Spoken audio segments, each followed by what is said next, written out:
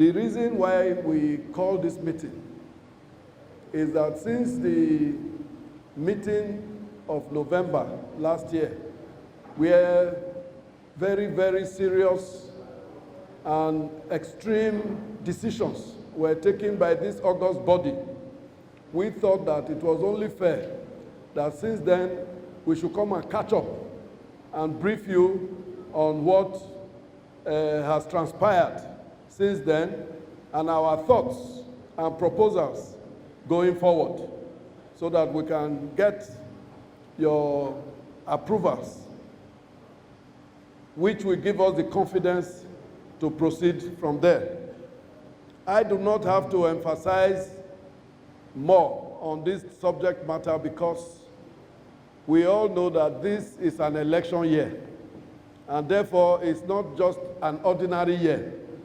This year, what we plan is that every time the State Executive Committee wants to meet, we will expand to include our leaders and our officers, such that whatever decisions we take will be decisions that we will collectively be in a position to enforce and see through. Whatever strategies we adopt will be strategies into which all of us will have made an input. Because the truth is, if all of us are on the same page, then it means that we will all supervise ourselves and we will collectively execute our decisions. That way, our job will be a lot easier. Like I said in the last meeting, the powers that be in APC in Edo State are the people contained in this hall today. So whatever decisions you take, I do not see anybody outside of here who will derogate from it.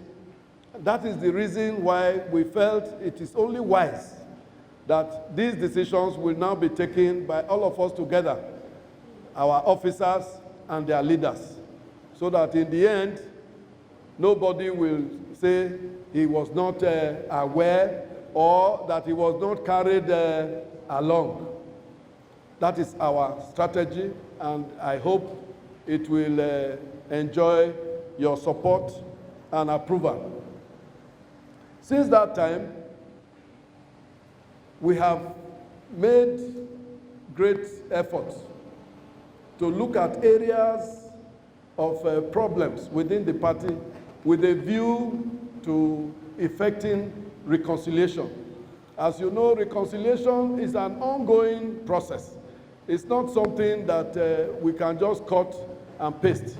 Secondly, even while they are on, you will still find issues coming up, and of course, mechanisms have to be put in place to continue to try and reconcile. Saying this, I recall that we had a committee that was headed by none other than Honorable Theophilus Oko, and they did a very incisive work.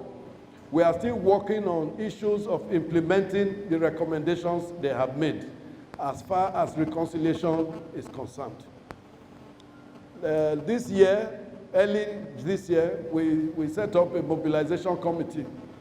The mobilization committee essentially was to ensure that we are able to identify people of very high political worth who have, by reason of what they perceive to be going on in the activities of government, have expressed their intentions or even their willingness to join us and join hands with the government of Godwin Obaseki to ensure that the good thoughts that he has, that the vision that he has, the work that he is doing, that we see it to fruition, particularly in the next tenure. At the moment, we have issues with some of our own, trying to distract at the best, or even constitute a nuisance at the worst, to distract government from what it is doing, make governance difficult, and so on and so forth, and even threaten to work against the party. These are all anti-party activities which all of us are very, very aware of. Unfortunately, very, very unfortunately, they are being sponsored and backed and supported by the very person who has the responsibility to put this party, to keep this party together. Well, this is our lot. The beauty of democracy is that there's nothing like a sole administrator in a political party. Everybody must play his role.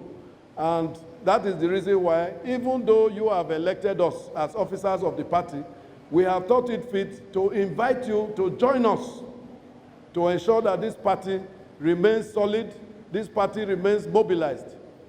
And in that wise, we set up a mobilization committee, and in a very short time, I can tell you, I don't want to make any comments, but I know that in a short time, they've done quite a lot of work.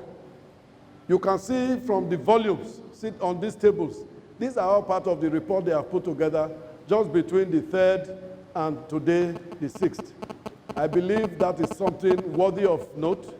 I hope that at the end of this exercise, when we would have identified those who will add value, real value, not mischief makers, not mercenaries. These are people who are coming to add value to our processes and the fortunes of our party, to reestablish the victory that we have experienced in this last election. They will submit their reports. We are the ones to work with those reports. I believe that in the course of their work, they must have interacted with our leaders and officers from the world level, through the local government, and even at the state level. The idea is we want to have that synchronized process where people will join the party as it is traditional at the grassroots level. They must learn to work with their people at the world level. And therefore, by the time they come to the state, it will be celebration all the way. We are hoping that as after their work has been done, after we have received people across the wards and local governments, it will only be important that we come up and celebrate in a mega rally such as Edo State has never seen. I believe it is in that occasion we will truly show not just Edo people, but Nigerians and our leaders across the country who is truly in charge in Edo State. That is our plan. And while we are at that, I have taken the liberty to come with a copy of the Constitution, just to let us know how important it is to do what we call registration update. I will use this opportunity when I have read from this Constitution to speak to some of those rumors and gossips that I have also heard, which I'm sure you people have heard, about the plans they are making to abuse and manipulate the process. This book does not allow it. And we will follow the Constitution of the All Progressives Congress. When you talk about supremacy of the party, the supremacy of the party is embedded in the Constitution of the party, not in any individual, least of all myself. So if I may crave your indulgence, I would like to read. Membership records every 6 months and remit updated copies to appropriate secretariats thereafter. It shall be the responsibility of a member to ensure that his or her name is duly entered in the World Register. By my training as a lawyer, this tells me that the exclusive preserve of registration of members is at the world level. In one of our appearances, Cornelie Muse and Lawrence Oka sought to challenge the jurisdiction of that court, the High Court of Benin, and to preclude the judge from adjudicating on this matter. It was argued, and the judge ruled that he had jurisdiction, because we did not only raise issues of abuse of this Constitution, we raised issues bordering on the fundamental human rights of myself as a Nigerian citizen, which is protected by the Constitution of the Federal Republic of Nigeria, a document that is even superior to this one that we are relying on. So that is the kernel of our matter. They have gone to the Court of Appeal, and we are supposed to meet there on Monday. Secondly, they have also written to the Chief Judge of Edo State, saying that they have no confidence in the judge. They have made some spurious allegations, the idea being to transfer the case to another judge.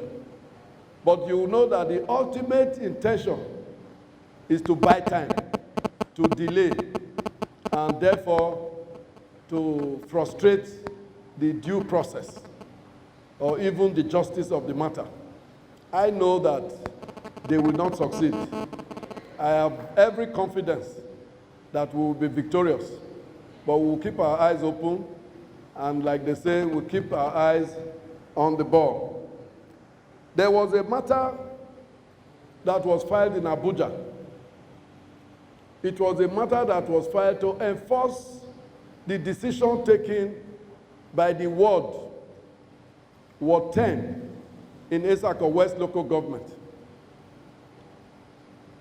The chairman who filed it in the last sitting, he cited intervention of well-meaning citizens, prominent citizens in their locality, that they want to intervene and intercede, on the basis of which he applied to withdraw the matter.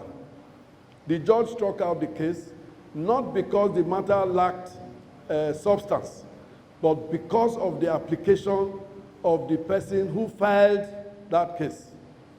So I will not be surprised if other issues begin to spring up by other persons who consider themselves to be relevant in the scheme of things. So that will be another interesting aspect, and I urge you to be on the lookout, because the law is on our side. The law is on our side. Somebody raised an issue, and he said they have 26 or 27 members in the ward executive. Only 10 members signed the document, and therefore they didn't form a majority. And when somebody asked me, I asked the person, going by this constitution, how many do we need to form a quorum? This constitution tells me that we need 1/3. In this respect, we don't need more than 9, and we have 10. What is even more, this same constitution says that when a decision is made that affects any member, that member has 7 days within which to appeal. And we appeal to no other than the next executive. In this respect, the local government executive. I am not aware that there's any appeal that was pending before the local government or even the state. And at the expiration of 7 days, my training tells me that that relief is no longer available. But in the fullness of time, I believe it's something that we need to test in this our nascent democracy.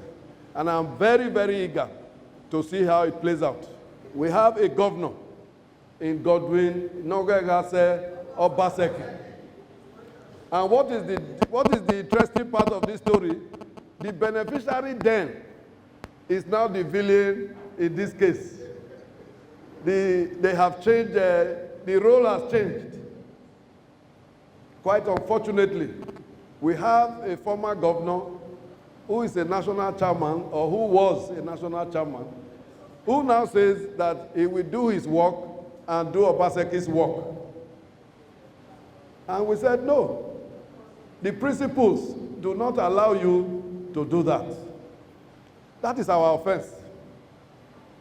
But the principles cannot change. People may change, their roles may change, but the principles remain constant. And I'm very confident that where those principles are constant and present, the result will remain the same. So in the end, I predict, with your blessing, support, and approval, Obaseki will go back as governor. And Philip Shaibu will be by his side.